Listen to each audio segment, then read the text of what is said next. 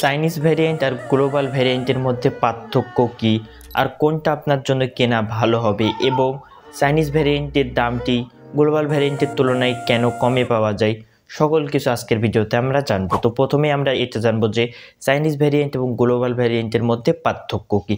তো প্রথম যে মেজর পার্থক্যটি হলো সেটি হলো সফটওয়্যার সেকশন। তো মূলত যে চাইনিজ ভ্যারিয়েন্টের ফোনগুলো রয়েছে সেগুলো স্পেশালি চায়নার মানুষজনের জন্য তৈরি করা হয় এবং সেখানে চাইনিজ সফটওয়্যার থাকে, সেখানে চাইনিজ অনেকগুলো অ্যাপ, অনেকগুলো ব্লোটওয়্যার, এবং যে সবচেয়ে মেন বিষয়টি সেটি হলো চাইনিজ ভ্যারিয়েন্টের ফোনে বেশিরভাগ ফোনে আপনারা গুগল সার্ভিসের সাপোর্ট পাবেন না, সেখানে আপনারা বাই ডিফল্ট প্লে স্টোর পাবেন না, এবং প্লে স্টোর না থাকার ফলে গুগলের যে সকল সার্ভিসগুলো রয়েছে সেগুলো আপনারা উপভোগ করতে পারবেন না। কিন্তু আপনারা বর্তমান সময়ে চাইনিজ ভ্যারিয়েন্টের ফোনগুলো কিনে ইচ্ছা করলে আপনারা প্লে স্টোর সে ফোনে ইনস্টল করে গুগল সার্ভিসগুলো আপনারা উপভোগ করতে পারবেন, কিন্তু সফটওয়্যার পার্টির যে মূল সমস্যাটি থাকে সে সমস্যাগুলো চাইনিজ ভ্যারিয়েন্টের ফোনে থেকেই যাবে। চাইনিজ অনেকগুলো অ্যাপ ব্লোটওয়্যার পাবেন, যেটা আপনারা স্পেশালি যদি গ্লোবাল ভ্যারিয়েন্টে কিনেন তাহলে সেখানে পাবেন না, এবং চাইনিজ ভ্যারিয়েন্টের তুলনায় গ্লোবাল ভ্যারিয়েন্টের ফোনগুলো ইউজ করে বেশি মজা পাওয়া যায়। সেখানে অনেক কাস্টমাইজেশন থাকে, তার পাশাপাশি ভাষাগত সমস্যা থাকে চাইনিজ ভ্যারিয়েন্টের ফোনে, সেখানে চাইনিজ ভাষা থাকে, সেখানে বেশিরভাগ নিজস্ব ইংরেজি ভাষা আপনারা সকল জায়গায় পাবেন না। কিন্তু আপনারা যদি গ্লোবাল ভ্যারিয়েন্ট যদি কিনেন তাহলে আপনাদের নিজস্ব ভাষার সাপোর্ট পেয়ে যাবেন, তার পাশাপাশি সকল জায়গায় ইংরেজি ল্যাঙ্গুয়েজ দেখতে পাবেন। এখানে ল্যাঙ্গুয়েজ জনিত গ্লোবাল ভ্যারিয়েন্টে সমস্যা পাবেন না।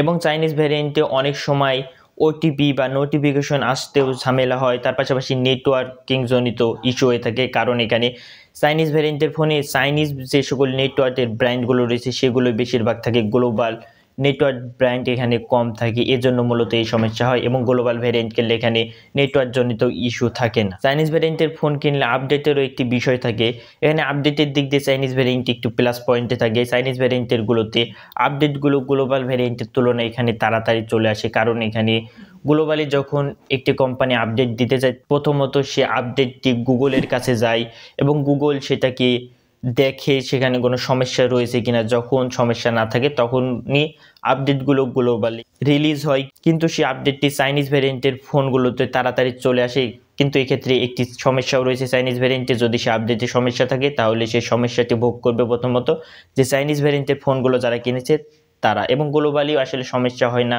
বিষয়টি এমনও না, কিন্তু এখানে খুব কম সমস্যা হয়। ওয়ারেন্টি এবং সার্ভিসেরও একটি বিষয় থেকে যায়। যখন আপনারা চাইনিজ ভ্যারিয়েন্টেরগুলো ফোন কিনবেন তখন দেশের মার্কেটে আপনারা ওয়ারেন্টি ক্লেম করতে পারবেন না, যখন আপনারা গ্লোবাল বা অফিসিয়াল ফোন একটি কিনবেন তখন আপনারা অফিসিয়াল ওয়ারেন্টি পাবেন, তবে গ্লোবাল ভ্যারিয়েন্ট যখন আনঅফিসিয়ালটি কিনবেন তখন আবার এই বিষয়টি চাইনিজের মতনই হয়ে যায়, এখানে আপনারা ওয়ারেন্টি সার্ভিস পাবেন না। কিন্তু এখানে অনেকে আসলে চাইনিজ ভ্যারিয়েন্টের ফোনগুলো এই জন্যই কিনে কারণ চাইনিজ ভ্যারিয়েন্টের ফোনগুলো গ্লোবালের তুলনায় এখানে প্রাইসটি কম হয়ে থাকে। এবং কেন প্রাইসটি কম হয়ে থাকে আপনারা ভিডিওতে দেখে বুঝতে পারলেন, যেখানে গ্লোবালের তুলনায় চাইনিজে অনেক জায়গায় আপনারা কম পান, তার পাশাপাশি এখানে চাইনিজে যেহেতু চায়নার জন্য তৈরি করে এর ক্ষেত্রে ভ্যাট ট্যাক্স, গ্লোবালি ভ্যাট ট্যাক্সগুলো তাদেরকে দিতে হয় না, এর জন্য প্রাইসটি কম থাকে। কিন্তু এখানে চাইনিজের তুলনায় আপনারা যদি কিছুটা বেশি দিয়ে গ্লোবালটি কিনেন সেটাই বেস্ট হবে, সেখানে ইউজার ফ্রেন্ডলি ইউআই পাবেন এবং সেখানে সমস্যাগুলো কম দেখতে পাবেন। কিন্তু এখানে একটি বিষয় রয়েছে যে চাইনিজ